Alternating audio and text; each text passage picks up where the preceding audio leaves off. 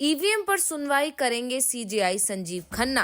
हरियाणा चुनाव की धांधली आएगी सामने। सीजेआई की बेंच के पास पहुंच गया है ईवीएम का मामला। कांग्रेस के दिग्गज नेता की याचिका पर सीजेआई करेंगे सुनवाई। सीजेआई खन्ना को लेकर डरी हुई दिखाई दे रही मोदी सरकार। हरियाणा और महाराष्ट्र विधानसभा चुनाव में हुए धांधलियों को लेकर कांग्रेस अभी भी सड़क पर है। कांग्रेस पार्टी ना तो हरियाणा के नतीजों को स्वीकार कर पा रही है और ना ही महाराष्ट्र के नतीजों को। हरियाणा को लेकर तो खुद बीजेपी के नेता ये मानकर चल रहे थे कि हार तय है, बस इतनी सीटें मिल जाएं कि सम्मान बच जाए। बीजेपी हरियाणा में सम्मान की लड़ाई लड़ रही थी, लेकिन चुनाव नतीजे आए तो बीजेपी ने इतिहास रच दिया। पहली बार बीजेपी को 40% से ज्यादा वोट मिले। उसे हरियाणा में अब तक की सबसे ज्यादा सीटें मिली और पहली बार हरियाणा में किसी पार्टी की सरकार लगातार तीसरे बार बनी है। यानी बीजेपी ने ऐतिहासिक जीत तब हासिल कर ली जब हर कोई मान रहा था कि उसे करारी हार मिलने वाली है। महाराष्ट्र को लेकर जरूर कुछ लोगों के मन में डाउट था कि शायद बीजेपी चुनाव जीत जाए, लेकिन अधिकांश लोग बीजेपी की हार तय मान रहे थे।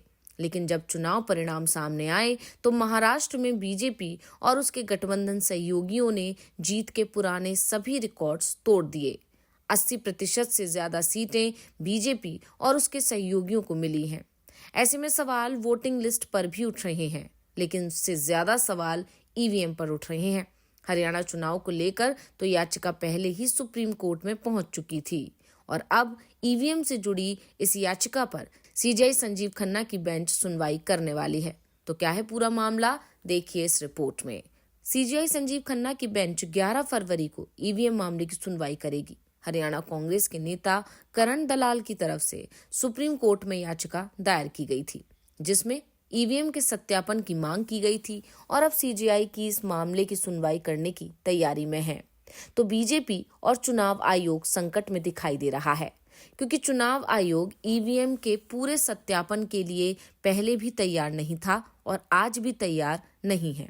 लेकिन अब मामला सुप्रीम कोर्ट में है तो चुनाव आयोग ने भी चुप्पी साध ली है। कांग्रेस नेता ने अपनी याचिका में इलेक्ट्रॉनिक वोटिंग मशीनों के सत्यापन के लिए नीति बनाने की मांग की है। इस याचिका पर सुप्रीम कोर्ट में जस्टिस दीपांकर दत्ता और जस्टिस मनमोहन की पीठ ने सुनवाई की और कहा कि इस मामले को इसी तरह की याचिकाओं के साथ सीजेआई संजीव खन्ना के सामने रखा जाना चाहिए। दरअसल कांग्रेस के 5 बार के विधायक रहे दलाल ने ईवीएम के सत्यापन के लिए नीति बनाने की मांग करते हुए सुप्रीम कोर्ट का दरवाजा खटखटाया है। उन्होंने एसोसिएशन फॉर डेमोक्रेटिक रिफॉर्म्स बनाम यूनियन ऑफ इंडिया के मामले में शीर्ष अदालत की ओर से दिए गए पहले के फैसले का अनुपालन करने की मांग की है। दलाल के साथ एक और याचिकाकर्ता लखन कुमार सिंगला ने अपने अपने निर्वाचन क्षेत्रों से दूसरे स्थान पर आए थे। उन्होंने चुनाव आयोग को ईवीएम के 4 घटकों कंट्रोल यूनिट, बैलेट यूनिट, बीवीपीएटी और सिंबल लोडिंग यूनिट की मूल बर्न मेमोरी या माइक्रो कंट्रोलर की जांच के लिए एक प्रोटोकॉल लागू करने का निर्देश देने की मांग की है। आपको बता दें कि पिछले साल अप्रैल में जस्टिस संजीव खन्ना, जो इस समय सीजेआई हैं, वो और जस्टिस दीपांकर दत्ता की पीठ ने एक निर्देश पारित किया था। उन्होंने चुनाव आयोग को निर्देश दिया था कि विधानसभा चुनाव और लोकसभा चुनाव में जो भी उम्मीदवार दूसरे या तीसरे स्थान पर आता है और अगर उसे वोटिंग में किसी भी तरह की धांधली की आशंका है तो उसके लिखित मांग पर प्रत्येक विधानसभा क्षेत्र में 5% ईवीएम का ईवीएम निर्माताओं के इंजीनियरों द्वारा सत्यापन किया जाना चाहिए। हारा हुआ उम्मीदवार चुनाव नतीजे घोषित होने के 7 दिन के अंदर चुनाव आयोग से ईवीएम सत्यापन से जुड़ी मांग करेगा और चुनाव आयोग को इसके लिए एक निर्धारित शुल्क अदा करेगा और जब ईवीएम का सत्यापन किया जाएगा तो उस समय उम्मीदवारों और उनके प्रतिनिधियों की उपस्थिति भी होनी चाहिए। याचिका के अनुसार चुनाव आयोग द्वारा जारी मौजूदा मानक संचालन प्रक्रिया यानी एसओपी में केवल बुनियादी निदान परीक्षण और मॉक पोल शामिल है, जिसमें बर्न मेमोरी में छेड़छाड़ की जांच नहीं की जाती है। ईवीएम के निर्माता भारत इलेक्ट्रॉनिक्स लिमिटेड और इलेक्ट्रॉनिक्स कॉरपोरेशन ऑफ इंडिया के इंजीनियरों की भूमिका कथित तौर पर मॉक पोल के दौरान वीवीपैट पर्चियों की गिनती तक सीमित है। याचिका में कहा कि इस तरह से ईवीएम में जो छेड़छाड़ हुई है उसकी जांच नहीं हो पाती है, यानी जो धांधली हुई है वो छिपी रहती है। इस दृष्टिकोण से मशीनों की अखंडता की गहन जांच नहीं हो पाती। दलाल और सिंगला ने कहा कि उनकी याचिका में चुनाव परिणामों को चुनौती नहीं दी गई है, बल्कि ईवीएम सत्यापन के लिए एक मजबूत तंत्र की मांग की गई है। परिणामों को चुनौती देने वाली अलग अलग चुनाव याचिकाएं पहले से ही पंजाब और हरियाणा हाई कोर्ट के समक्ष लंबित हैं।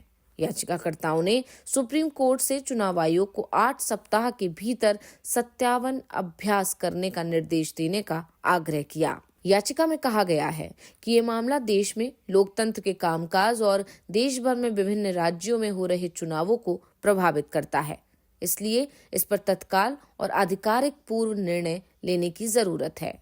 याचिका में कहा गया है कि छेड़छाड़ के लिए बर्न मेमोरी के सत्यापन के लिए किसी भी प्रक्रिया का अभाव ईसीआई की ओर से मूल बर्न मेमोरी यानी माइक्रो कंट्रोलर की किसी भी तरह की जांच के अधीन करने की अनिच्छा को दर्शाता है।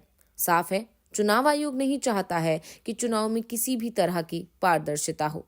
दरअसल चुनाव आयोग पर सवाल तो उसी समय से उठने लगे हैं जब पंजाब हरियाणा हाई कोर्ट ने सुप्रीम कोर्ट के वकील महमूद प्राचा की याचिका पर सुनवाई करते हुए कोर्ट को आदेश दिया था कि चुनाव आयोग प्राचा को चुनाव से जुड़े सबूत, जिसमें सीसीटीवी का डेटा शामिल था, उपलब्ध कराएं।